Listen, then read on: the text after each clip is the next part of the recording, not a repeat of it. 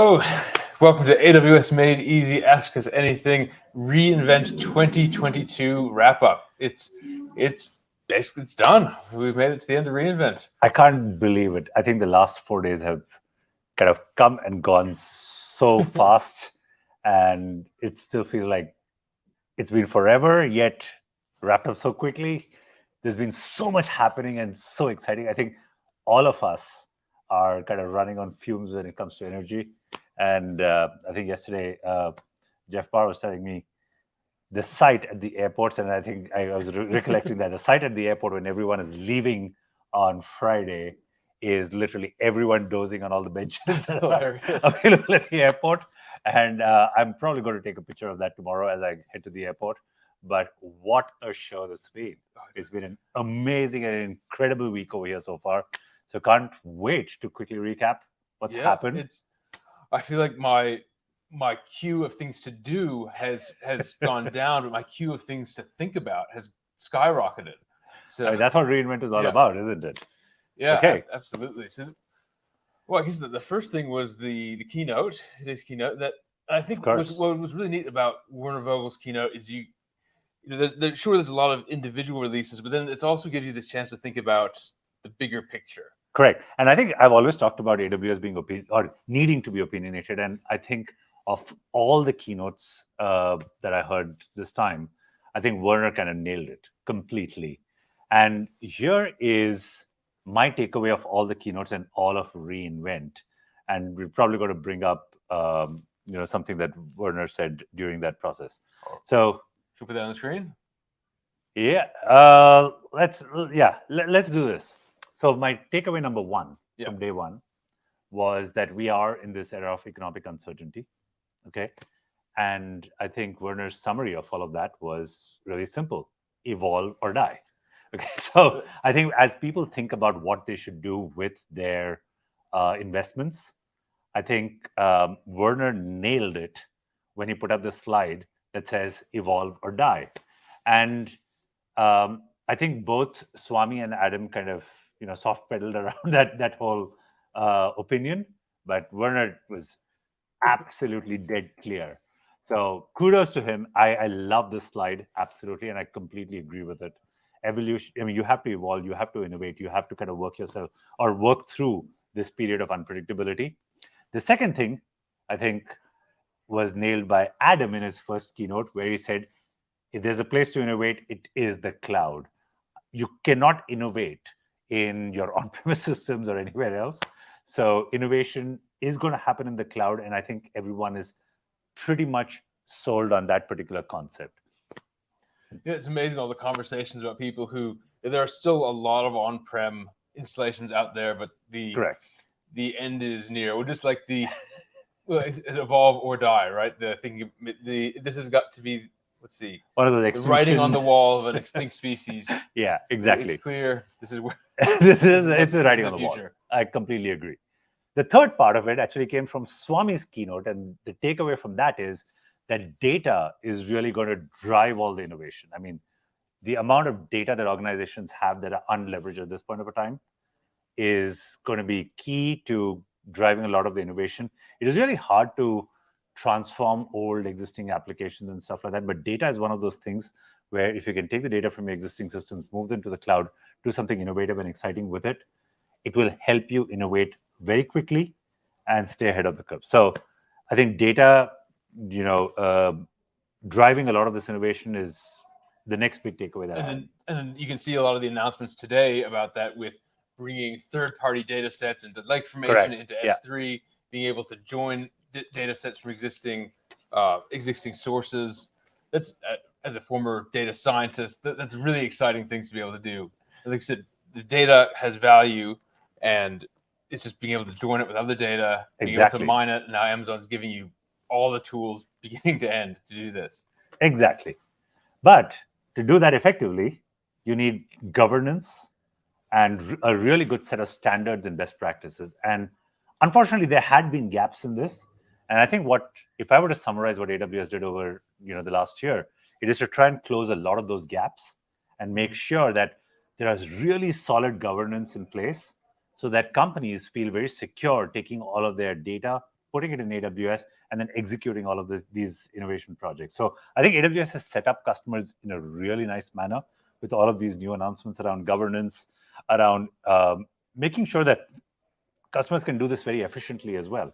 So I think that was my next big takeaway, which is the gaps in governance and security and efficiency have basically been addressed. And I like that they did it with an eye towards how people actually use data, how people actually work. Yeah. But then looking at the way they've added functionality to SageMaker notebooks, being able to move around machine learning models, right? So, and a lot of the talks mentioned preventing shadow IT, right? That's a big problem, right? Because if you can have governance written down as a set of rules, but what's the point if they're so strict that you end up just putting sensitive data on a USB stick and moving it where you want to go because your organization's too brittle. And I think most organizations kind of tend to swing one way or the other on this pendulum, where one end is where you have governance rules that are so strict that you either impede innovation or your developers go rogue, or the other one is that they are so lax that your organization is basically,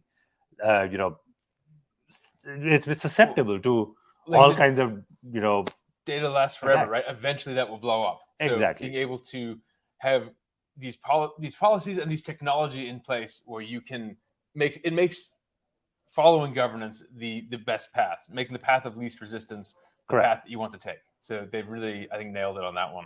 Completely agree.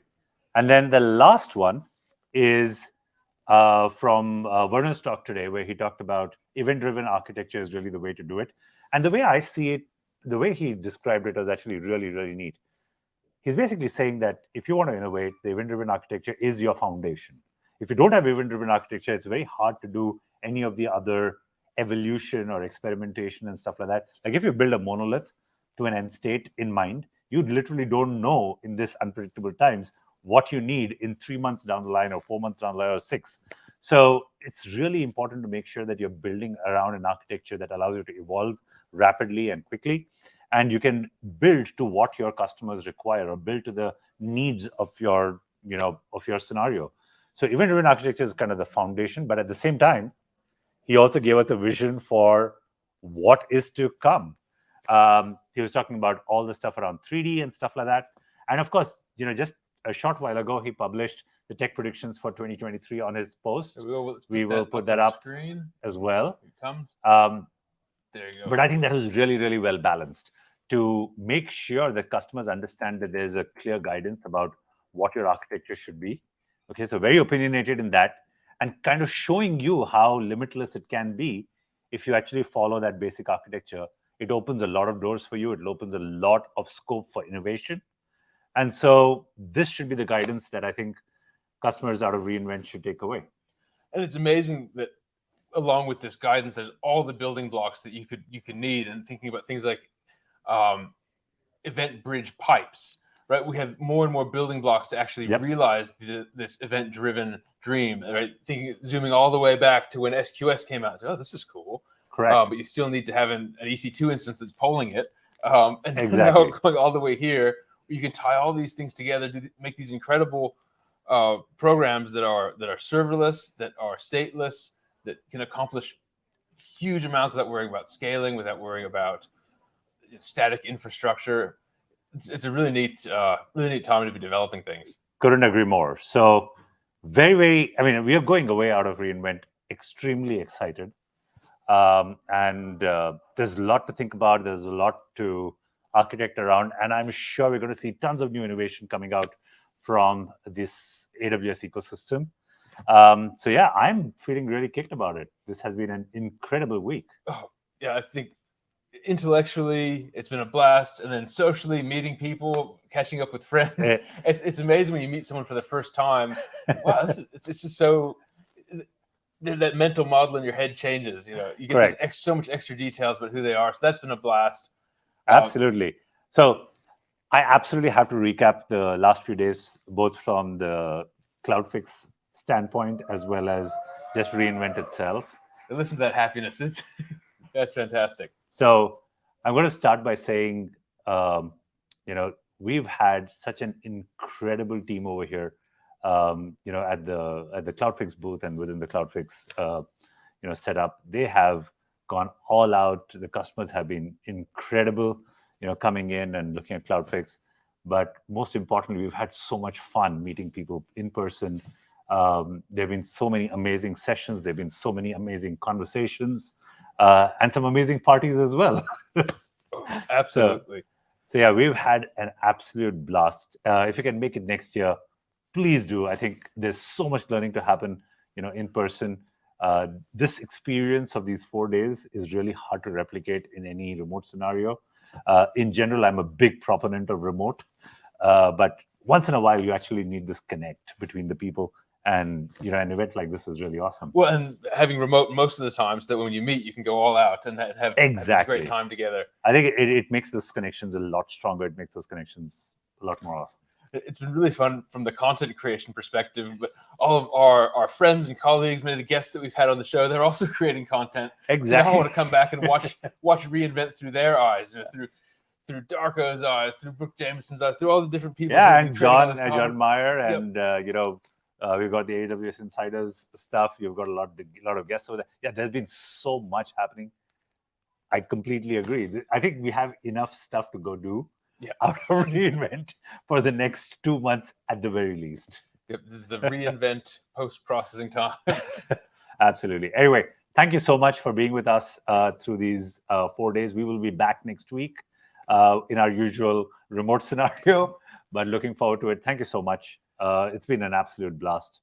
Look forward to seeing you all soon. Yeah, it's been a blast. Thanks so much, and we'll see you next week. Bye-bye. Bye-bye.